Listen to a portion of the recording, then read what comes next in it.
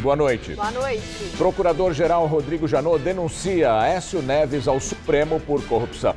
Senador afastado foi gravado por Joesley Batista pedindo R$2 milhões. Temer diz duvidar de que seu assessor Rocha Loures faça delação.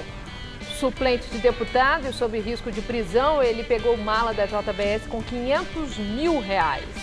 Presidente vem a São Paulo para encontrar Alckmin e tentar manter o apoio do PSDB. Governador orienta tucanos paulistas a evitar ruptura com o Palácio do Planalto. Brasil poderá obter dados da Suíça sobre a conta de Joesley Batista para o PT. Na delação, ele disse que manteve US$150 milhões para Lula e Dilma. Preso o ex-presidente da Valec, construtora da ferrovia Norte-Sul. Já condenado a 10 anos, Juquinha das Neves enfrenta nova investigação por lavagem de dinheiro. Ex-governador do Rio, Sérgio Cabral, torna-se réu pela 10ª vez. Preso desde novembro, ele agora é acusado de receber propina de quase R$2 milhões. O Jornal da Gazeta está no ar.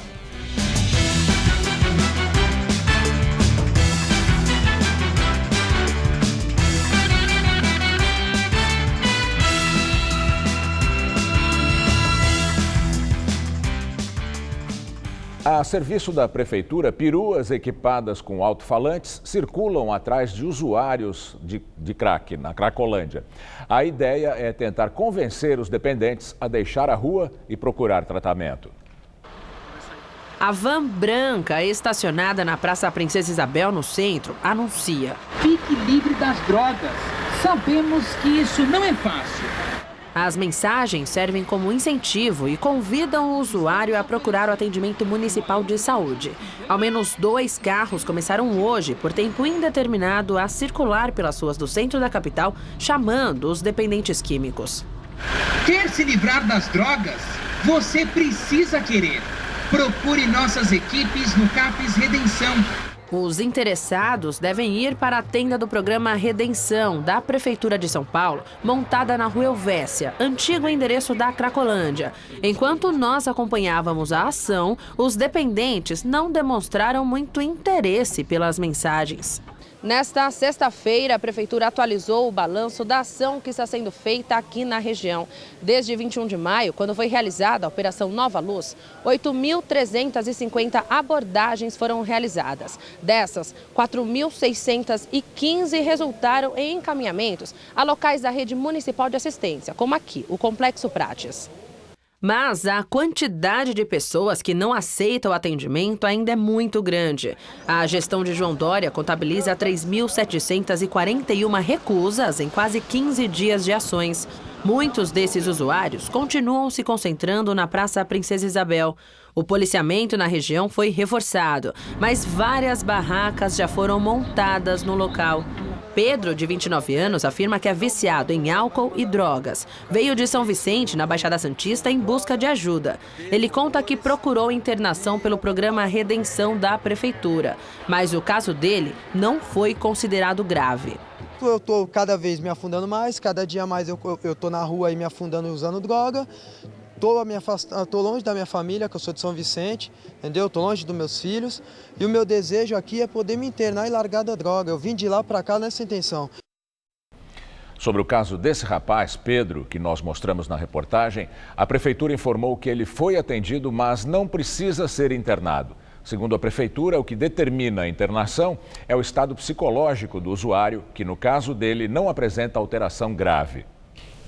Uma briga entre 2 passageiros causou tumulto e deixou 15 feridos na passarela que liga a linha amarela do metrô à Esmeralda da CPTM em São Paulo. Segundo testemunhas, 2 passageiros se desentenderam e trocaram socos e chutes na passarela que liga a linha 4 amarela à 9 Esmeralda da CPTM. O barulho da queda das grades que dividem o fluxo de passageiros foi confundido com tiros. Houve muito tumulto.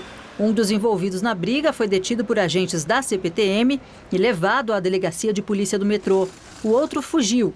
De acordo com a Via 4, que administra a linha amarela, 4 pessoas foram levadas para o pronto-socorro e 10 atendidas no local. Em nota, a CPTM informou que os feridos foram encaminhados ao hospital da região pelo resgate, por equipes da própria companhia e da linha amarela. Agentes de segurança detiveram um dos homens que iniciaram um conflito para registro de boletim de ocorrência. O outro fugiu. A CPTM informa ainda que as imagens da confusão já estão com a polícia. Um dia depois de ser anunciado o secretário especial de Investimento Social da Prefeitura de São Paulo, o ex-vice-presidente da construtora Cyrela, Cláudio Carvalho, participou da entrega de banheiros do Ibirapuera reformados com doação da empresa. Os 16 banheiros entregues reformados pela Cyrela tiveram investimento de R$ 535 mil. Segundo Dória, a empresa assumiu tanto a reforma quanto a manutenção dos banheiros, sem a cobrança de contrapartida. Recentemente, 2 banheiros reformados do parque foram vandalizados. Mais tarde, o prefeito participou da reinauguração de 2 fontes, na Avenida 9 de Julho, na região central. Elas fazem parte de um complexo inaugurado em 1938, em frente ao Mirante. Os chafarizes estavam desativados há 10 anos. A restauração, que custou R$ 450 mil, foi paga pelo consórcio que revitalizou o Mirante. O banco suíço Julius Baer denunciou as contas que seriam usadas pela JBS Friboi para abastecer as campanhas dos ex-presidentes Lula e Dilma Rousseff. A Procuradoria-Geral da República espera que as informações sejam mandadas para o Brasil para então apurar mais detalhes sobre as transferências. As transferências, que obedeciam padrões estranhos, e a quantidade de dinheiro levantaram a suspeita. Tanto que o banco Julius Baer acabou tendo que informar as autoridades suíças que investigam a lavagem de dinheiro no país. Antes, porém, o banco avisou o cliente que as contas seriam encerradas. A ordem, então, foi transferir o dinheiro que estava em nome de 2 empresas de fachada. Grande parte do saldo foi para o banco JP Morgan, em Nova York. Mais tarde, em delação, Joesley Batista diria à força-tarefa da Lava Jato qual era a utilidade das contas na Suíça. Contou que foram reservadas para repassar propina a políticos do PT e de partidos aliados. O saldo, segundo o dono da JBS, chegou a 150 milhões de dólares, parte usada nas campanhas de Lula e Dilma. Essa conta aqui, ela é da conta do Lula. Essa aqui tem que abrir uma para Dilma. Joesley afirmou que os 2 sabiam da movimentação, que era administrada pelo então ministro da Fazenda, Guido Mantega. Os petistas negam. Não há nomes de beneficiários nos extratos, já que as transações eram feitas por doleiros. Porém, as datas podem trazer pistas, indicar se as transferências foram feitas nos meses de campanha eleitoral. Por isso, a expectativa da Procuradoria-Geral da República é de que as informações colhidas pelas autoridades suíças sejam repassadas para o Brasil. Ontem, durante a abertura do Congresso Nacional do PT em Brasília, sem citar o nome do empresário, Lula ironizou as acusações de Joesley Batista. Temos até conta no exterior. Eu nem sabia que ela tinha. E ela não sabe que eu tenho. Nós temos conta no exterior. Um canalha de um empresário disse que fez uma conta para Dilma para mim, mas está no nome dele. Então, assim, eu acho que está chegando o momento de parar com palhaçada. Esse país não comporta mais viver dessa destruição, dessa calhadeira. Lula é réu em 5 processos, 3 na Lava Jato. Aos militantes, ele de novo se defendeu. Eu não quero que vocês se preocupem com o meu problema pessoal. Esse eu quero decidir com o representante do Ministério Público da Lava Jato. Eu quero decidir com ele. Eu já provei a minha inocência. Eu agora vou exigir que eles provem a minha culpa. E ainda no Congresso do PT, o presidente do partido, Rui Falcão, chamou o João Vacari e o ex-ministro José Dirceu, condenados na Lava Jato, de heróis do povo brasileiro. O mandato de Rui Falcão termina amanhã, quando vai ser escolhido um novo presidente do PT. A senadora Gleisi Hoffmann, que é ré na Lava Jato, é candidata. Na abertura do Congresso, Rui Falcão saudou integrantes da comissão executiva e do diretório do PT, que, segundo ele, cumpriram tarefas no período mais difícil que o PT enfrentou desde a sua fundação. Em outro trecho do discurso, chamou de heróis o ex-tesoureiro do PT, João Vacari Neto, condenado a 41 anos de prisão na Lava Jato, e José Dirceu, preso em abril de 2015, condenado a 32 anos. Atualmente, Dirceu está em prisão domiciliar. Solidariedade aos nossos companheiros que estão perseguidos e condenados injustamente. Não só o companheiro Zé Dirceu, que foi mencionado e que nós nos somamos a isso, mas também o companheiro João Vacari Neto. Vacari Zé Dirceu, heróis do povo brasileiro. O ex-ministro Antônio Palocci, outro petista histórico, não foi citado. Palocci está negociando um acordo de delação premiada com o Ministério Público Federal. O ex-governador do Rio, Sérgio Cabral, do PMDB, se tornou réu pela 10ª vez na Lava Jato. Desta vez, as denúncias são resultado do que se apurou nas operações Calicut e Eficiência, ambas da Polícia Federal em parceria com o Ministério Público. Além do ex-governador Sérgio Cabral, também se tornaram réus outras 5 pessoas. Suzana Neves, ex-mulher de Cabral, Maurício Cabral, irmão do ex-governador, Flávio Werneck e Alberto Conde, dono e contador da empresa FW Engenharia, e Carlos Miranda, apontado como operador do esquema. Segundo o Ministério Público, Flávio Werneck pagou pelo menos R$1.700.000 de propina ao esquema chefiado por Cabral.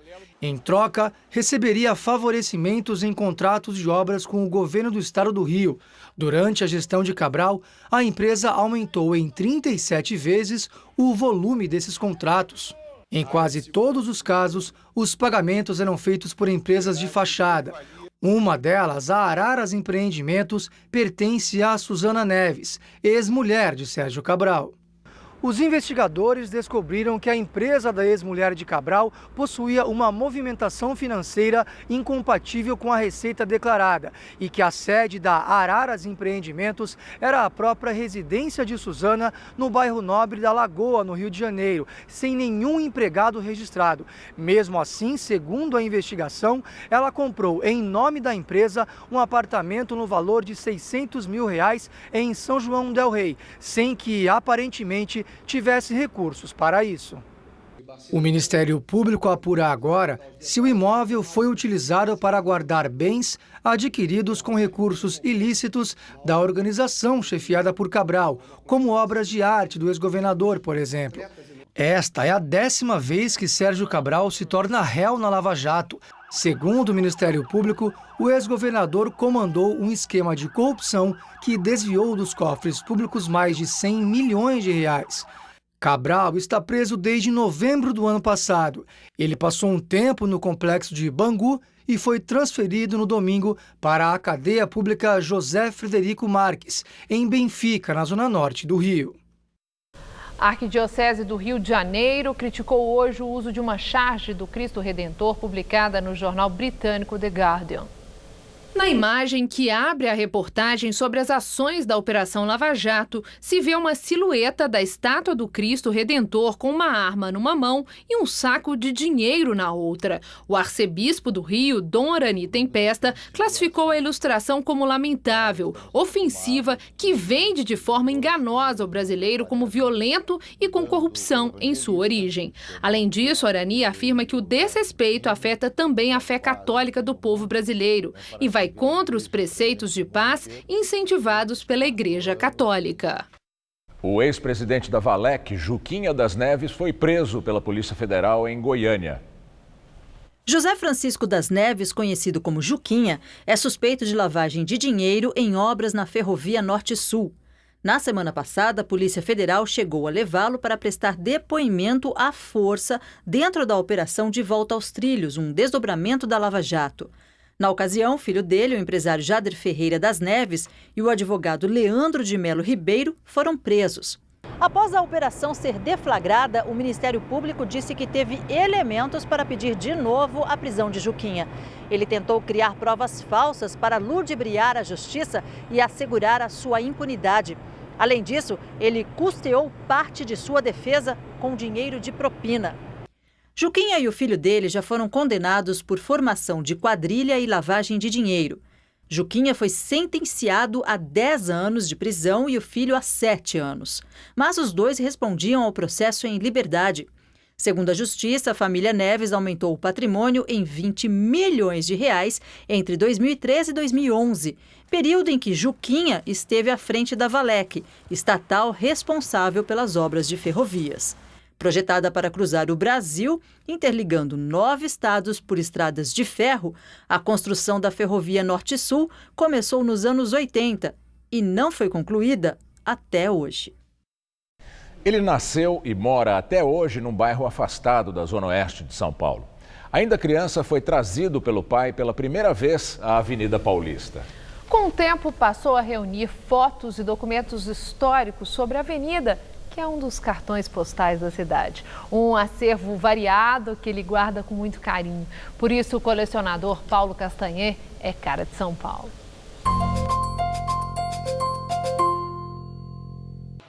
Com vocês, um garimpeiro da cidade grande, sempre em busca de indícios que o levem a essas joias. Fotos e documentos que o colecionador Paulo Castanher guarda há quase 20 anos. Comecei em leilões, depois vieram os leilões virtuais, feiras de antiguidade. Ele tinha 7 anos quando pisou na Paulista pela primeira vez. Já adulto, a mania virou coisa séria e nas mãos dele foram parar álbuns inteiros das famílias quatrocentonas. No casarão dos Abdala, por exemplo, tinha um lustre requintado, vitrais imponentes e uma escada suntuosa. Olhando as casas por fora, realmente refletiam a cultura de cada família que construiu sua casa. E por dentro também, realmente eram detalhes muito ricos, ornamentos assim, muito caprichados. Entre as relíquias, um mapa de 1895. A cidade era dividida em modestas 5 regiões principais. Nos anos 20, o Trianon, que não era parque e sim uma espécie de clube, era reduto de animados bailes de carnaval. Apesar de não ser capital federal, e sim o Rio de Janeiro, mas muito do poder estava em São Paulo. E foi um período muito rico que passou pela Avenida Paulista. Esse daqui é um dos remanescentes deste período. É a Igreja São Luís, construída aqui na Paulista em 1935. E o Paulo contou pra gente que bem antes, em 1917, né, Paulo, passou a funcionar aqui o Colégio São Luís, que antes ficava no interior de São Paulo. E ele tem dessa época nada menos que o boletim escolar do Francisco Matarazzo Neto, datado de 1920. O que se viu já nos anos 70 foi um crescimento para o alto. Prédios e arranha-céus substituíram as casas e a pista foi alargada. E esse mundaréu de carros de hoje? Pois é, a foto dos anos 80 prova que desde sempre a Paulista esteve no caminho de muita gente. Hoje a gente vive no meio de um local barulhento, poluído. Lógico, faz parte da evolução de toda uma sociedade, né?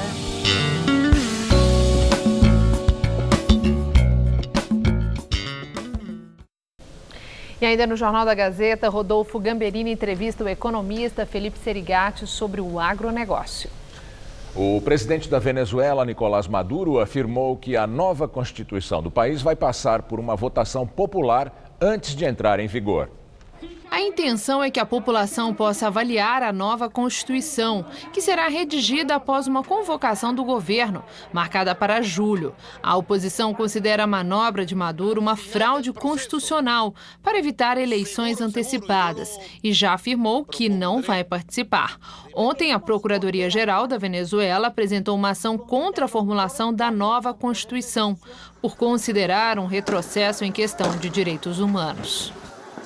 Nas Filipinas, pelo menos 36 pessoas morreram em um incêndio durante um ataque a um cassino. Segundo a polícia, um homem armado invadiu o cassino dentro de um dos maiores hotéis da capital Manila e ateou fogo às mesas de jogo.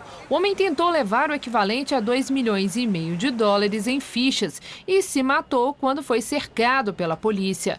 O Estado Islâmico assumiu a autoria do ataque, mas o governo das Filipinas negou a possibilidade de um atentado terrorista e disse que tudo não passou de uma tentativa de assalto. O secretário de Estado americano afirmou que o país vai se esforçar para reduzir a emissão de gases que causam efeito estufa. Ontem, o presidente Trump anunciou que os Estados Unidos vão sair do acordo climático que ele chamou de invenção dos chineses. No encontro com o ministro das Relações Exteriores do Brasil, Aloysio Nunes, em Washington, Rex Tillerson afirmou que a saída americana foi uma decisão política que não anula os esforços do país contra o aquecimento global.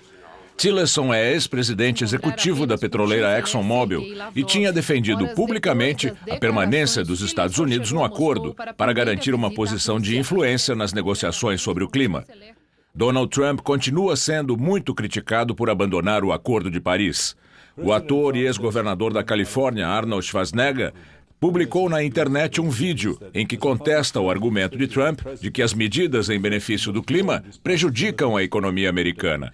Schwarzenegger afirma que o vácuo deixado pelos Estados Unidos nesse assunto vai ser ocupado por outras nações em mais um golpe contra o protagonismo americano no mundo.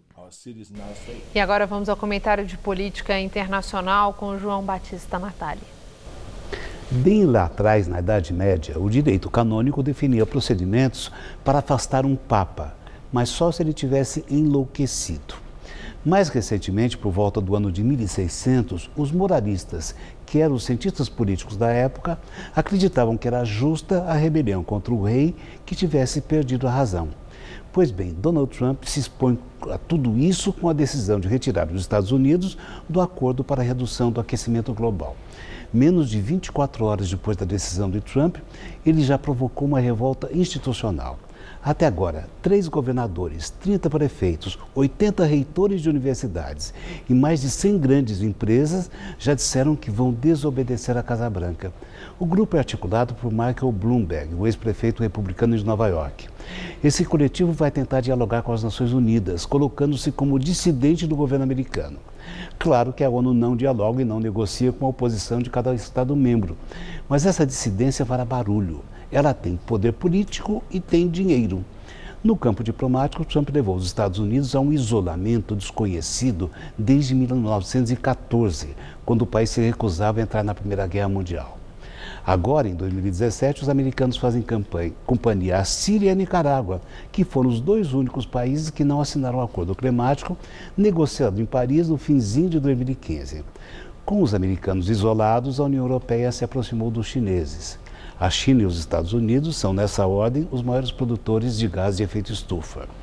O presidente francês Emmanuel Macron gravou um vídeo em inglês convidando os cientistas americanos a se mudarem para a França. Trump disse ontem que o país poderia agora reabrir minas de carvão, que é um combustível muito poluente. Citou um exemplo na Pensilvânia, mas adivinhem quantos empregos essa mina vai criar? Apenas 70, é o que diz a CNN. Por isso, diante da mais óbvia irracionalidade climática, Donald Trump simplesmente enlouqueceu. É assim que o mundo gira. Boa noite. O Procurador-Geral da República, Rodrigo Janot, denunciou ao Supremo Tribunal Federal o senador afastado Aécio Neves, do PSDB, no inquérito da JBS Friboi. Essa é a primeira acusação do Ministério Público Federal com base na delação do grupo frigorífico. Aécio Neves é acusado de obstrução de justiça e corrupção. Em delação premiada, o empresário Joesley Batista, da JBS Friboi, disse que o tucano pediu R$2 milhões. O dinheiro seria para pagar sua defesa na Lava Jato. Mas as investigações apontam que o dinheiro foi parar na conta de um aliado político de Aécio, o senador Zezé Perrella, do PMDB de Minas. A entrega do valor por Ricardo Saldi, da JBS, para o primo do senador, Frederico Pacheco, Pacheco foi filmada pela Polícia Federal. Ao receber o montante, Fred repassou para Menderson de Souza Lima, assessor do senador Zezé Perrella. Pacheco e Souza Lima foram presos na Operação Patmos, denunciados pelo Procurador-Geral da República. A irmã de Aécio, Andréia Neves, que está presa, também foi denunciada hoje. Janot pediu que Aécio e a irmã paguem 6 milhões de reais em multas. Agora, a denúncia apresentada por Janot será analisada pelo ministro Marco Aurélio Mello do Supremo. Na corte, o tucano já é alvo de 8 inquéritos. 1 com base na delação da JBS, 5 a partir das delações dos executivos e ex-executivos da Odebrecht, e mais 2 instaurados a partir das delações do senador Cassado, Delcídio do Amaral, que estão sob relatoria do ministro Gilmar Mendes. Ao assumir o caso que envolve a JBS, Marco Aurélio disse que a primeira turma do Supremo vai decidir sobre o pedido de prisão contra o tucano e sobre o afastamento dele das funções parlamentares. A mesma turma também vai julgar se Aécio Neves deve se tornar réu com base na delação de Joesley Batista. A data para análise desta denúncia ainda não foi marcada. Aécio nega as acusações e afirma que tudo não passa de uma armação. Em nota, a defesa do senador tucano diz que recebeu com surpresa a notícia de que foi oferecida denúncia contra ele em relação aos fatos envolvendo Joesley Batista. E lamenta que isso tenha sido feito sem que fossem realizadas o depoimento do senador e a perícia nas gravações da conversa. O advogado Alberto Zacarias Toron, que assina a nota, diz ainda que espera ter acesso ao teor da denúncia para que assim possa demonstrar a correção da conduta do senador Aécio Neves e de seus familiares. Em entrevista à revista Isto É, o presidente Michel Temer defendeu mudanças no comando da Polícia Federal depois da nomeação do novo ministro da Justiça, Torquato Jardim. Temer disse também que não se preocupa com uma eventual delação do ex-deputado e ex-assessor pessoal Rodrigo Rocha Loures, pego recebendo uma mala com R$500 mil da JBS. O presidente vem a São Paulo nesse fim de semana para se encontrar com o governador Geraldo Alckmin na tentativa de manter o PSDB na base de apoio do Congresso. O comando da Polícia Federal pode ser trocado. A afirmação é do presidente Michel Temer, em entrevista a Isto É. Disse que o novo ministro da Justiça, Torquato Jardim, é quem vai decidir, mas garantiu que a Lava Jato não sofrerá interferências.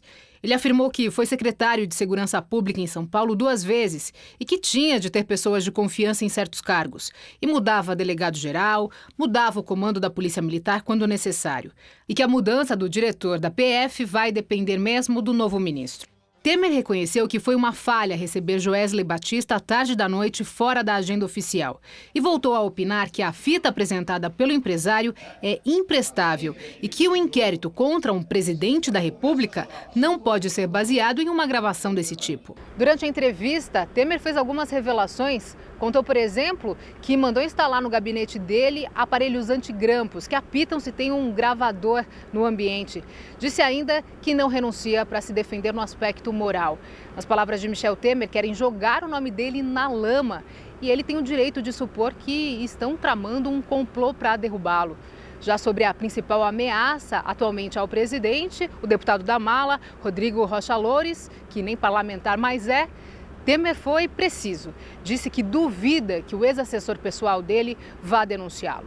Nas investigações da Lava Jato, Rocha Loures foi flagrado saindo correndo de um restaurante em São Paulo com uma mala de R$500 mil que, segundo a investigação, era propina da JBS Friboi. A revista Temer disse que Rocha Loures é uma pessoa decente e que duvida que ele faça uma delação. Já sobre o episódio da mala envolvendo Loures, Temer classificou como ingenuidade suprema. A mala acabou devolvida à Polícia Federal com R$35 mil a menos e que mais tarde, depois da notícia ser divulgada, o dinheiro restante também foi entregue à PF. O Procurador-Geral da República, Rodrigo Janot, já pediu que o Supremo Tribunal Federal reconsidere o pedido de prisão de Rocha Loures, negado pelo ministro Edson Fachin. E agora o comentário de Josias de Souza, direto de Brasília. Ele fala sobre a relação do presidente Temer com o PSDB. O PSDB escreve um melancólico capítulo de sua história. O partido saiu da eleição presidencial de 2014 como maior força política da oposição. Aécio Neves parecia fadado a virar presidente da República na sucessão seguinte, em 2018. Hoje, O PSDB é coadjuvante do PMDB num governo apodrecido, chefiado por um presidente cujo mandato está condicionado, entre outros fatores, à delação de um ex-assessor filmado recebendo uma mala com propina de R$500 mil da JBS. A política brasileira atingiu um estágio em que o processo de aliança é um ritual de emporcalhamento. No Brasil, uma coalizão governamental serve basicamente para assegurar a fidelidade dos participantes ao grupo pela cumplicidade. A plateia já não consegue distinguir PT, PSDB, PMDB e todo o resto. Desde que explodiu a delação da JBS, do empresário Joesley Batista, o PSDB ensaia um rompimento com o governo. Agora os deputados tucanos cobram um desenlace, mas a decisão do PSDB, seja qual for, não conseguirá deter o desgaste do partido. Os nomes de seus presidenciáveis, Alckmin, Serra e Aécio, já haviam saltado dos lábios dos delatores da Odebrecht como pulgas no dorso de vira-latas. Agora, a presença de Aécio Neves no epicentro do novo escândalo eliminou até a presunção de superioridade moral que o PSDB imaginava ter. Boa noite. O impasse sobre o Parque Augusta, no centro de São Paulo, parece que está perto do fim. Segundo o secretário municipal do Verde e Meio Ambiente, Gilberto Natalini, as construtoras Cetim e Cirela aceitaram trocar o terreno por outros espaços municipais. Ainda não foi anunciada a data para a permuta, mas o movimento de moradores já tem um projeto de implantação do parque pronto. Área nobre, ilha de verde cercada de prédios, alvo de uma longa batalha judicial entre construtoras e ativistas. Mas agora o sonho do parque público está bem perto de se tornar realidade. As construtoras Cetim e Cirela aceitaram a permuta proposta pela prefeitura. Segundo o secretário do Verde e Meio Ambiente, Gilberto Natalini, 3 terrenos municipais estão sendo avaliados pelas empresas em troca de toda a área onde será implantado o parque. Ontem, o prefeito João Dória, do PSDB, deu posse a Cláudio Carvalho de Lima. Ele assumiu a nova Secretaria Extraordinária de Investimento Social que vai cuidar das doações de empresas privadas para a cidade. Cláudio era vice-presidente da Cirela até o mês passado. No evento, Dória afirmou que já há uma solução para a questão do parque e que ela será anunciada em breve, mas não esclareceu se o novo secretário está à frente da proposta. Esse grupo, que representa quase 300 pessoas, já tem pronto um projeto para o local. A ideia do movimento Parque Augusta é fazer do espaço de 24 mil metros quadrados um parque com a participação de todo mundo que lutou por ele. Pelos planos, o local terá espaço para crianças, idosos, cachorros, horta comunitária, captação de energia solar e de água da chuva. Que é um desejo também da administração que haja uma participação da comunidade, inclusive para reduzir custos administrativos, né? Existe uma preocupação muito grande para nós nessa permuta quanto a esses terrenos que vão ser ofertados, né? Tem um desejo e uma importância muito forte que esse terreno não tenha restrições ambientais, não tenha árvores, bosques, rios canalizados. Então, para a gente, ela tem que ser muito cuidadosamente realizada, porque a gente não quer transferir um problema do Parque Augusta para outro local da cidade. O projeto está detalhado nesse documento que já foi apresentado à Prefeitura e ao Ministério Público. O dinheiro para colocar essas ideias em prática viria das próprias construtoras que hoje são donas do espaço, em troca da suspensão de uma multa que elas devem por ter mantido o parque fechado. O processo judicial movido pelo Ministério Público em abril do ano passado requer o pagamento de danos morais coletivos no valor de R$500 mil por dia em que a área esteve fechada. O secretário do Verde e Meio Ambiente confirmou que os valores estão em negociação. Além do projeto comunitário, as construtoras também estão elaborando uma alternativa para o parque. A prefeitura vai tentar unir todas as propostas. As construtoras Cirela e Cetim ainda não se pronunciaram oficialmente sobre o futuro da área. O Ministério Público Estadual também não se manifestou. A última madrugada foi a mais fria do ano, com 12 graus. Tivemos hoje um belo dia de sol, mas com um certo friozinho ainda, né? Pois é, à tarde os termômetros da cidade não passaram da marca dos 20 graus. E olha, para o seu gosto, o Gamberini vai esfriar ainda mais durante a madrugada. Vamos ver os detalhes da previsão do tempo para todo o país com Mariana Armentano.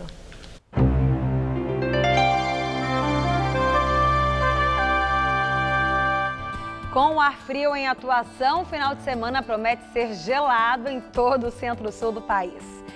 E olha, não tem chuvas previstas. A massa de ar seco polar mantém o tempo aberto e ensolarado do Rio Grande do Sul ao sul da Bahia e ao sul do Mato Grosso. Há chances, inclusive, de gear amanhã de manhãzinha nas serras Gaúcha, Catarinense e da Mantiqueira. As chuvas vão ficar mais concentradas na metade norte do Brasil. Vamos ver aqui a nossa tabela de temperaturas? Olha só, em Curitiba, mínima nessa madrugada de 10 graus e máxima tarde só de 18 graus. Em Floripa, não vai fazer mais que 21 graus amanhã à tarde. Em BH, tempo firme, com temperaturas entre 13 e 25 graus. E já em Salvador, dias de tempo instável, mas com máxima em torno dos 28 graus. Para São Paulo, as temperaturas sobem um pouco em relação a hoje, mas ainda faz friozinho. Só que, como a gente vê no mapa, nada de chuva prevista e o sol brilha forte o dia todo pelo estado. Olha o friozinho. Em Marília, mínima de 9 e máxima de 22 graus. Em Presidente Prudente, máxima de 24. Na cidade de Franca, dia também fresquinho, com temperaturas entre 11 e 24 graus. E no litoral, máxima também de 24 graus em Santos e também em Caraguatatuba. Para a capital, faz friozinho amanhã, mas as temperaturas vão subindo aos pouquinhos, viu? Nessa madrugada teremos mínima de 12 e máxima amanhã à tarde de 23 graus. Aí no domingo esquenta mais. Os termômetros ficam entre 12 e 26 graus, mas para começar a semana tem mudança prevista. Uma frente fria promete provocar chuvas a partir de segunda-feira, quando a máxima deve ser de 25 graus por aqui. A produção da indústria brasileira cresceu 0,6% em abril em comparação com março, segundo o IBGE. O aumento compensou menos da metade da queda de 1,3% registrada em fevereiro.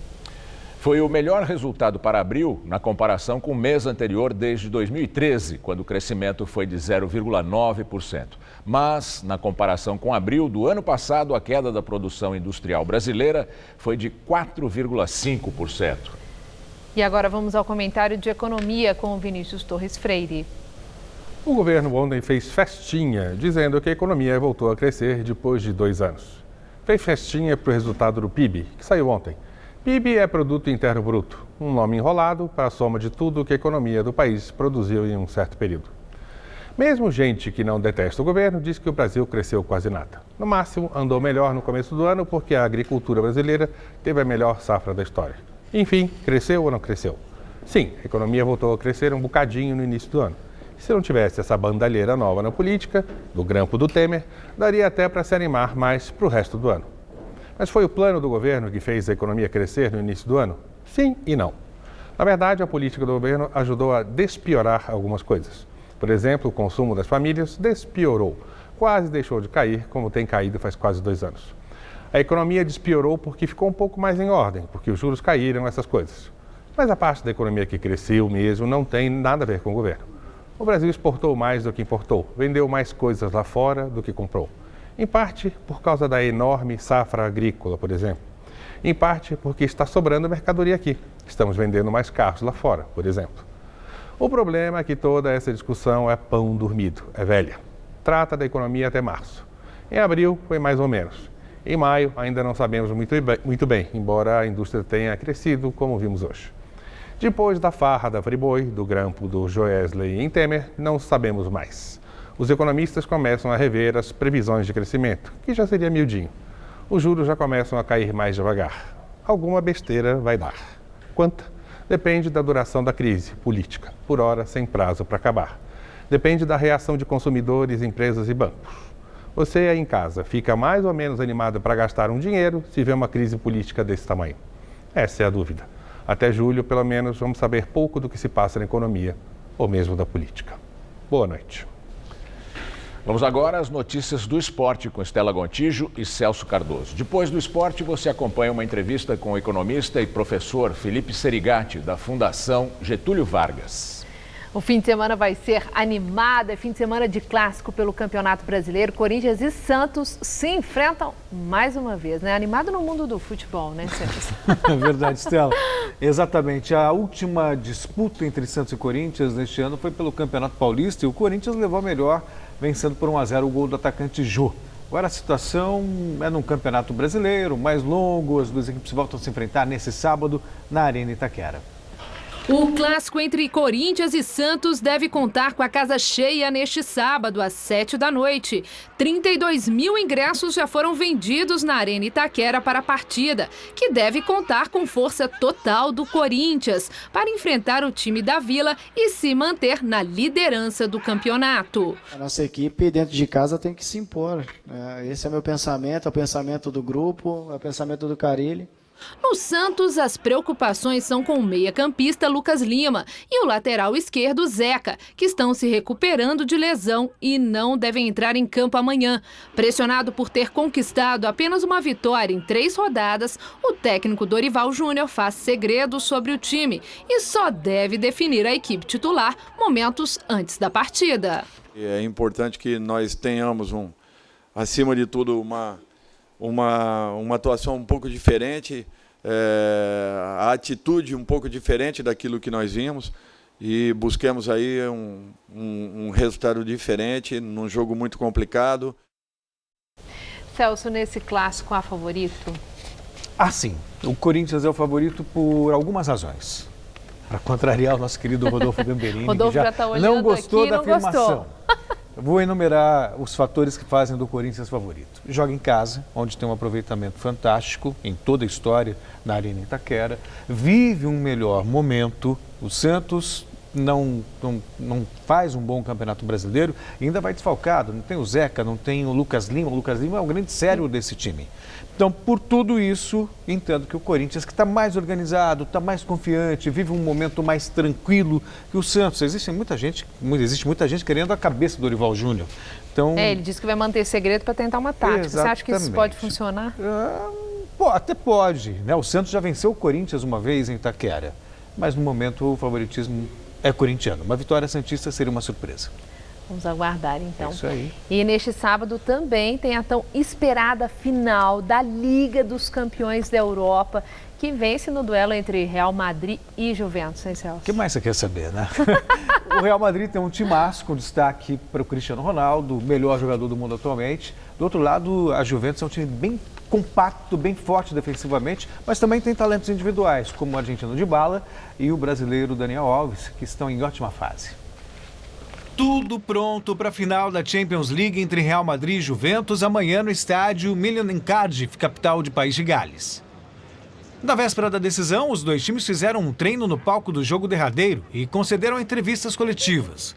Para os italianos, a equipe merengue é a favorita. O técnico do time espanhol, o francês Zinedine Zidane, manteve a postura e afastou qualquer clima de já ganhou. Sabemos que nós sempre... Nós sabemos que as pessoas sempre dizem que somos favoritos, mas isso não existe. Aos 39 anos, o goleiro e capitão da Juventus, Gianluigi Buffon, nunca venceu a Champions League, mas quer colocar essa taça no currículo. Estamos confiantes para o jogo de amanhã, mas com uma dose de humildade. Vamos jogar contra um clube vencedor nesse tipo de decisão e nós perdemos as últimas. Porém, os opostos se atraem. Enquanto a Juventus venceu apenas 2 Champions League na história, o Real Madrid busca a 12ª orelhuda da equipe. Para não parecer que eu fugi da sua pergunta, vou responder. Para não ficar em cima do muro. Acho que da Juventus. Ok, Celso, tá muito obrigada. Boa noite para você. Até amanhã não, até segunda. Até segunda, né, claro. Então, é com você, Gamberini. Você vai ver a seguir uma entrevista com o economista, professor da Fundação Getúlio Vargas, Felipe Serigati, sobre o agronegócio. Até já. Vamos agora à entrevista do dia com Rodolfo Gamberini. Dado é Felipe Serigati, economista, professor e pesquisador do Centro de Estudos do Agronegócio da Fundação Getúlio Vargas de São Paulo. Obrigado por estar aqui conosco no Jornal da Gazeta. Eu que agradeço o convite, Rodolfo. Bem, os números da economia foram menos mal do que estavam vindo, o PIB cresceu um pouquinho, mas fundamentalmente puxado pelo agronegócio. Como é que se explica isso? Bom, o universo agro, ele foi o setor que sentiu os menores impactos de toda essa forte recessão. Por que isso? De um lado, porque é um setor que está voltado bastante para fora, ou seja, a demanda pelos seus produtos não vai variar de uma forma tão intensa como no caso do setor de serviços, como no caso da indústria. E, por outro lado, o universo agro, ele não está com aquele problema estrutural da economia brasileira, que é falta de competitividade, que é um problema de produtividade. O universo agro, ao longo dos últimos anos, na verdade, conseguiu fazer uma ótima lição de casa e conseguiu se tornar muito competitivo. Agora, junto com o setor, o agronegócio, o que puxou também o PIB foi o setor de mineração. No passado, nós exportávamos pau-brasil, depois cana, depois ouro, depois café e agora a gente exporta soja, petróleo e carne. Continuamos sendo um país que produz principalmente produtos primários. Isso é bom para o país?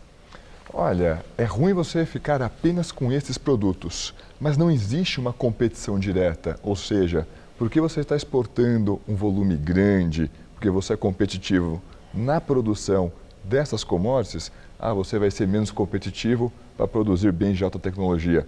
Não tem essa situação. Mas o fato é, por que a indústria tem tanta dificuldade para evoluir? Ou como eu brinco na sala de aula com meus alunos, por que a gente não tem, por exemplo, um celular da Gradiente? Lembra da Gradiente? Sim. Pois é. Eugênio Stauber, amigo da Zélia Cardoso de Mello. Pois é. O que aconteceu? Senhores, produzir no país é caro.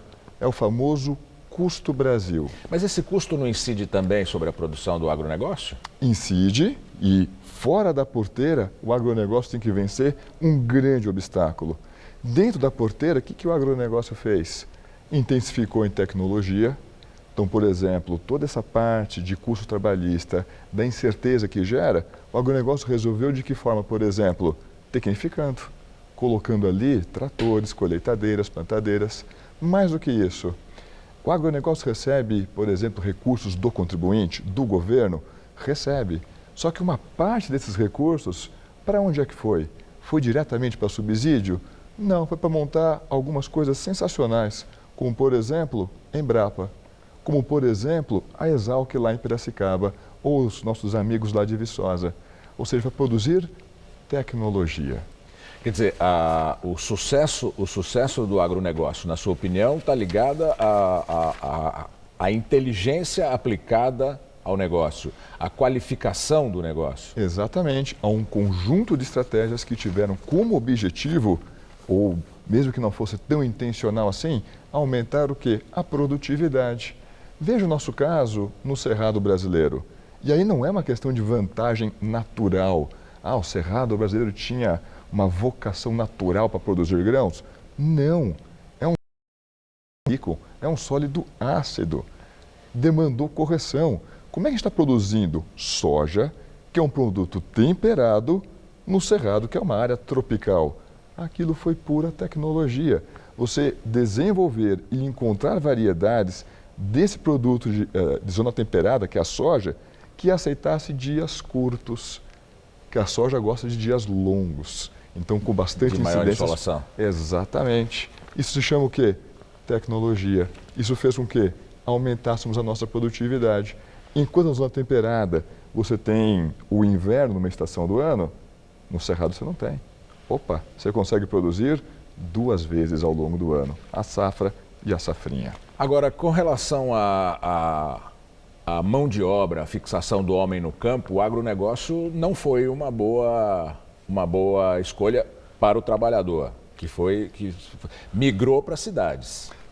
Tem esse efeito, sem dúvida alguma, mas ainda assim tem um aspecto muito interessante.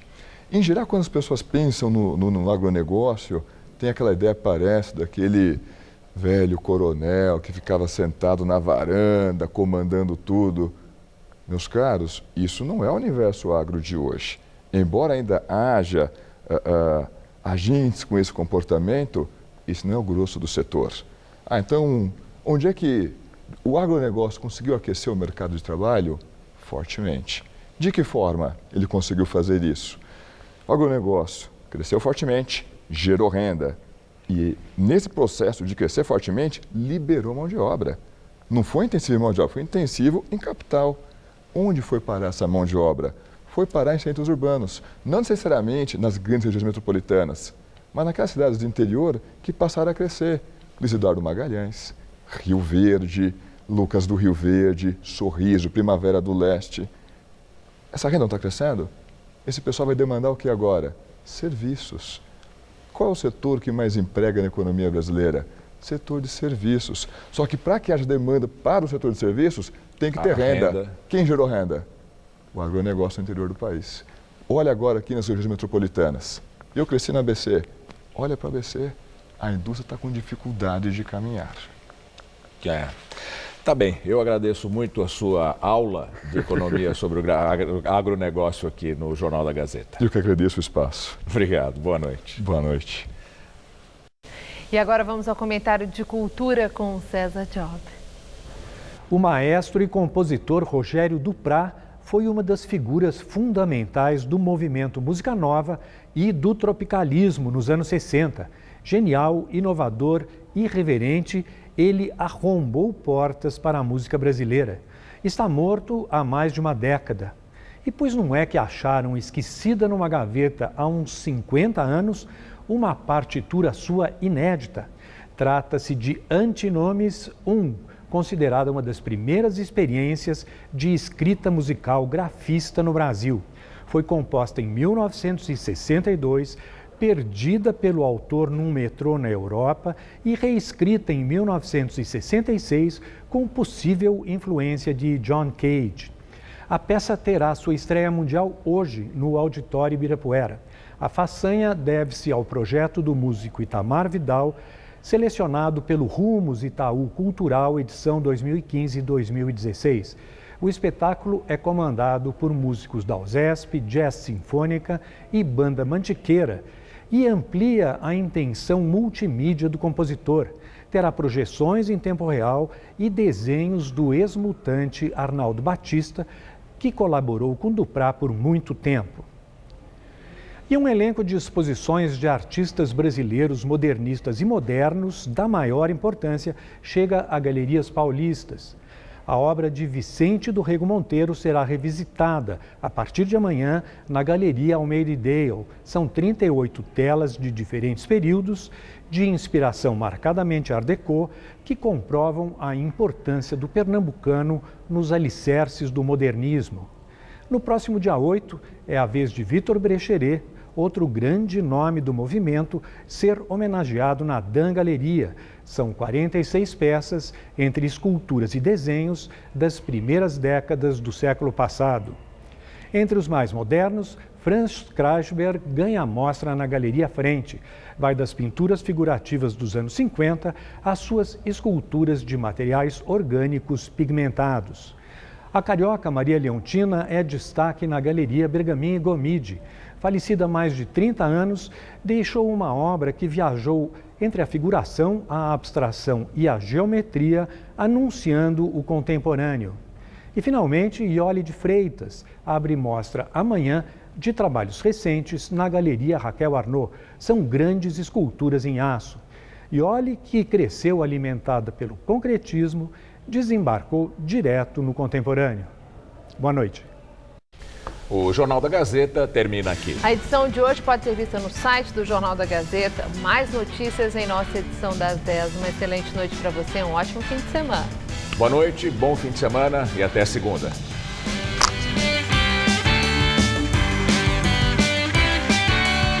Participe da prova ciclística 9 de julho. Inscrições abertas no site gazetaesportiva.com/prova 9 de julho.